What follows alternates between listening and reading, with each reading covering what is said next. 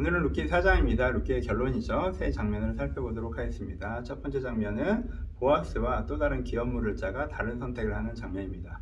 보아스는 자기에게 심각한 경제 피해가 있을 수 있지만 기업물을 짜의 사명을 감당하기로 선택하죠. 하나님의 계명을 지키는 거고요. 그 사람들을 위한 선택을 하는 거고요. 선한 선택을 하는 것입니다. 보아스가 의사결정하는 기준이에요. 그런데 이 다른 사람, 이름도 언급되지 않은 다른 사람은 어떻게 선택해요? 자기한테 더 우선권이 있었음에 불구하고 그것을 포기하는 선택을 하죠. 왜요? 자기한테 경제적으로 손해가 될까봐. 이 사람은 뭐에 따라 선택하는 사람이에요?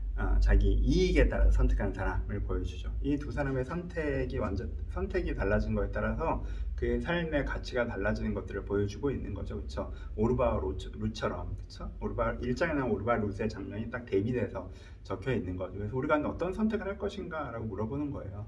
우리가 정말 이렇게 이해관계에 따라서 내 이익에 따라서만 선택한다면 어떤 면에선 그런 하나님의 사명이 있음에도 불구하고 그것을 무시하고 살아가는 삶이 될 거라는 거죠. 그렇죠?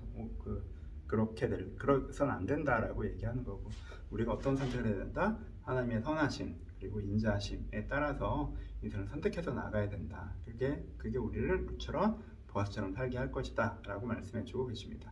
두 번째 장면은 나오미 이야기의 결론이죠. 나오미가 아들을 얻고 기뻐하는 장면입니다.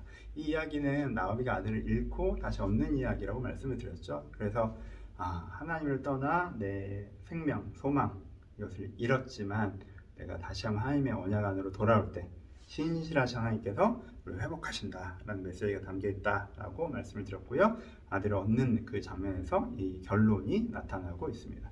세 번째는 룻과 보아스처럼 신실하게 살아가는 사람에게 어떤 아름다운 열매가 있는가를 보여주는 것이 4장의 가장 중요한 메시지겠죠. 어떤 아름다운 결과가 있어요? 다윗이 태어나죠. 여러분, 룻기는 사실 용변천과 같은 책이에요. 이게 룻 때 이 이야기가 쓰여진 게 아니라 다윗이 왕이 된 이후에, 그럼 다윗 가문에 대해서 이제는 이 가문이 어떤 가문인지 이제 책으로 쓰는데, 그 책이 바로 이제 룻기인 거죠. 용변천과 같은 책인데 용변천은 굉장히 다르죠.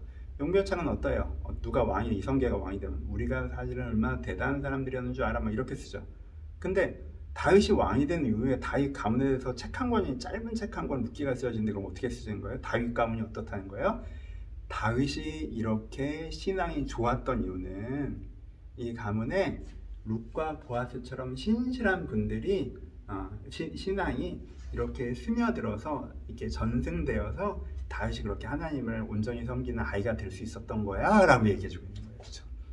그러니까 이 장면이 보여주는 감동이 있죠. 이 감동이. 그렇죠? 그래서 이제 하나님의 나라의 원리죠. 이렇게 잘난 애들이 잘나서 이게 아니라 우리가 정말 현재의 상황이 그냥 평범하고 뭐 어떤 면에서 초라하더라도 내가 그냥 내 인생을 하나님 앞에서 바르고 따뜻하게 살아가는 것이 결국 하나님의 나라, 시온의 영광이 이루어지는데 작은 미랄, 씨앗이 되는 것이다 라는 것들을 우리가 얘기해주고 있는 거죠.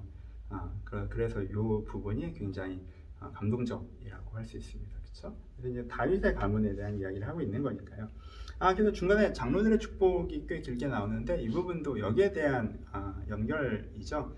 장로들이 이 룻과 보아스의 결혼을 축복하는데 언약의 아이의 축복을 하죠. 그래서 룻에 대해서 야곱의 부인들처럼 되기를 바란다. 그래서 12지파에서 언약의 아이들이 너에게서 태어나기를 바란다 라고 얘기하고, 또 유다에서 태어난 아이의 얘기를 하면서 그 이야기를 하잖아요. 그렇게 축복을 하잖아요. 그러니까 이 가족에게서, 이 부부에게서 언약의 아이가 태어나기를 바란다라고 축복하는데 그 축복의 결과가 다윗이다. 이렇게 이야기가 연결되고 있는 것입니다. 그래서 세 번째 이야기는 룻과 보아스의 신실함이 어떻게 시온의 영광으로 연결되는가 물간대 이야기해주고 있습니다. 세 가지로 적용해 볼 수 있겠죠.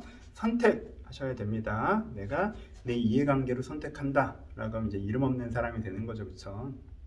이 기업물을 짜의 우선권을 갖고 있던 것처럼 이 사람에게 사명과 선함과 따뜻한 삶의 기회들이 있었지만 딱 이해관계로 선택하기 때문에 이 흐름에 동참하지 못하게 되는 거죠. 그러니까 여러분, 이 선택을 하시면 안 돼요. 여러분, 선택하는 기준은 이렇게 하면 이제 모든 것으로부터 배제되는, 하나님의 역사에서 배제되는 거예요. 내 스스로. 내가 선함과 따뜻함, 내가 돌봐야 되는 사람, 하나님의 계명, 이것이 내 선택 기준이 돼야 된다. 여러분, 무엇으로 선택하고 계십니까? 일상의 의사결정을 뭘로 하고 계세요? 내가 무엇으로 내 이익을 위해서, 뭐 내 감정, 내 성공, 뭐 내 가족의 이익을 위해서 선택하고 계시지 않는지 한번 돌아보시면서 내가 선한 선택, 따뜻한 선택을 해야겠다라고 묵상해 보셨으면 좋겠고요. 두 번째는 나오미 이야기 다시 강조하죠. 여러분, 신실하신 하나님께 돌아오세요. 하나님이 신실하시니까 내가 잘못된 선택을 해서 안 좋은 결과에 도착했을 때 자책하고 주저앉는 건 회개가 아니에요. 그쵸? 사탄 우리가 뭔가 잘못하기 전에는 그 정도는 괜찮다라고 얘기하고, 뭐 우리가 뭔가 잘못해서 안 좋은 결과 나왔을 때는 그게 최종적 결론인 것처럼 우리를 자책하게 하고 우리를 비난한다고 자주 말씀드리잖아요.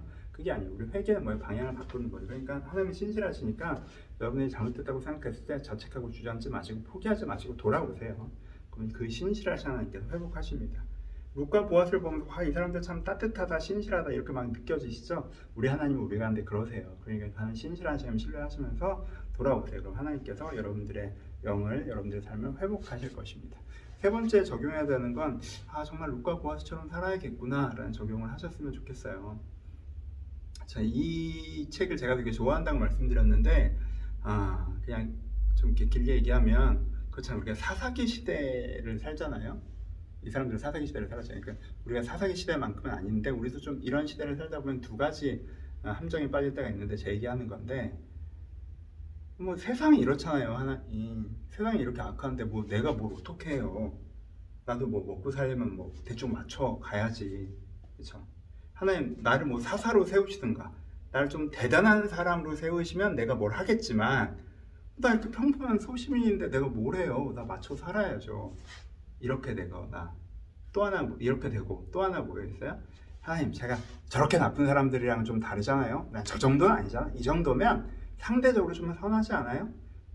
물론 하나님께서 말씀하신 그 기준에 못 미치지만 그 기준은 너무 이상적인 기준이고 저렇게까지는 제가 안 하잖아요. 저한테 이런 모습이 있거든요. 그렇죠? 우리에게 이런 모습이 있는데 여기에 대해서 땅 도전하는 게 이제 이 룻기의 보아스와 룻의 모습이에요. 그래서 룻과 보아스를 보면서 세상이 어떠하건 그 세상에서 이렇게 대단하지 않은 존재여도 그냥 내가 주어진 삶의 현장에서 그냥 바르고 따뜻하게 살아야 되는 거구나. 내게 어떤 대단한 사명을 주시면 내가 뭔가 하나님을 위해서 싸우겠지만 그게 아니면 저 대충 맞춰서 살 거예요.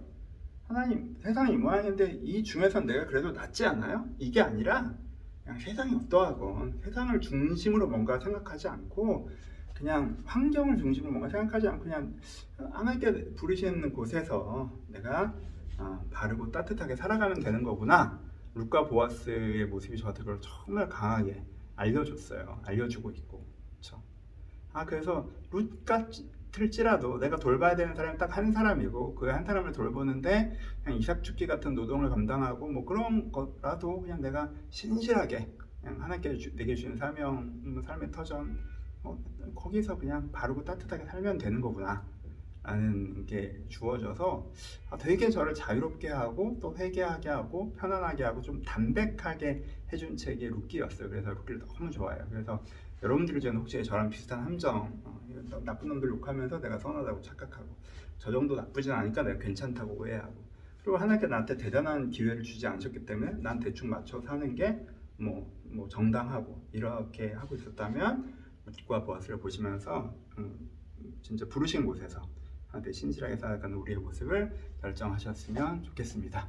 그리고 뭐 사소하게 아이 키우는 부모이다 보니까 정말 룻과 보아스의 신앙의 유전이 그 아들 때에서 다윗까지 흘러가는 거 보면서 아이들을 정말 영적으로 키워야겠다라는 생각도 하게 되었습니다. 그것 자체가 우리가 근데 주어진 가장 큰 소망일 수 있잖아요. 그렇죠? 룻과 보아스의 이 신앙이 다윗에게 흘러내려가서 그 어린 다윗이 하나님을 그렇게 잘 믿었던 것 중에 하나로 이제 룻과 보아스를 제시하는 거니까 부모로서 자녀 양육에서의 신앙 이런 것도 오늘은 좀 더 생각이 나네요. 여러분들도 읽어보시면서 함께 해주셔서 감사하고요. 룻기의 은혜가 여러분들 충만하게 전달되었으면 좋겠습니다.